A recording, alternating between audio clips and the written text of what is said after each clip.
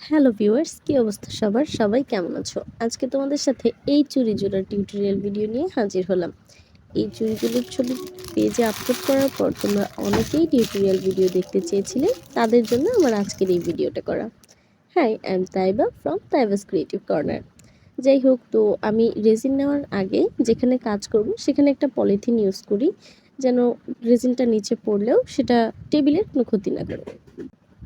Recently আমি এই জিনসেংয়ের রেজিনটা use করতেছি। এটা খুবই ভালো, এটার কোয়ালিটিটা খুবই ভালো। যাই হোক, তো আমি এখানে আমার পরিমাপ অনুযায়ী রেজিনটা ঢেলে নিচ্ছিলাম, সাথে হার্ডেনার মিক্স করছি, কিন্তু আমার 1 গ্রাম পরিমাণ হার্ডেনার বেশি পড়ে গেছে। তো রেজিনের ক্ষেত্রে একটুও মাপ এদিক সেদিক করা যাবে না, তাই আমি আরও এক্সট্রা 3 গ্রাম রেজিন নিয়ে নিয়েছি। এবার এটাকে এতটাই স্লোলি সুন্দর করে মিক্স করে নিতে হবে। যখন রেজিনটা এরকম ক্রিস্টাল ক্লিয়ার রেশিওতে চলে আসবে, দেখতে এরকম স্বচ্ছ দেখা যাবে, তখন বুঝতে হবে রেজিনটা মিক্স করা হয়ে গেছে।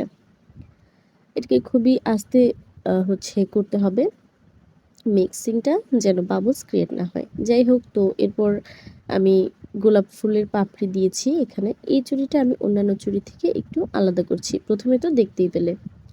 তো আমি এভাবে সম্পূর্ণটার মধ্যে গোলাপের পাপড়ি সহ রেজিনগুলো ঢেলে নিচ্ছি। এবার আমি এক সাইডে যেখানে ফাঁকা রেখেছিলাম সেখানে গোল্ড ফয়েলটা ইউজ করছি একটা কাঠির সাহায্যে। এর ডিজাইনটাই হবে এরকম যে চতুর্দিকে গোলাপের পাপড়ি থাকবে এবং শুধুমাত্র একটা জায়গায় একপাশে গোল্ড ফয়েলটা থাকবে। তো এরপর আমি এটাকে ঢেকে রেখে দিচ্ছি, কারণ 48 ঘন্টা সময় দিতে হবে। এরপর শুকিয়ে যাওয়ার পর এই যে পুল আউট করে নিচ্ছি চুড়ি দুটোকে। তো পুল আউট করার পর এই সুন্দর এই ফাইনাল লুক। এই চুড়িটা পেজে আপলোড করার পর তোমাদের অনেক সাড়া পেয়েছি। সবাইকে অনেক অনেক ধন্যবাদ এটাকে এত বেশি পছন্দ করার জন্য। আমি তো খুবই পছন্দ হয়েছে আমার এটা, এবং আমার কাস্টমার যার জন্য আমি এটা তৈরি করেছিলাম তারও এটা খুব পছন্দ হয়েছে। যদিও এটা আমি এই প্রথমবারই এই ডিজাইনটা করলাম। তো যাই হোক, তোমরা সবাই জানিও কেমন হয়েছে। আর ভিডিও শেষে আমি এই চুড়ির কিছু ছবি অ্যাড করে দিলাম।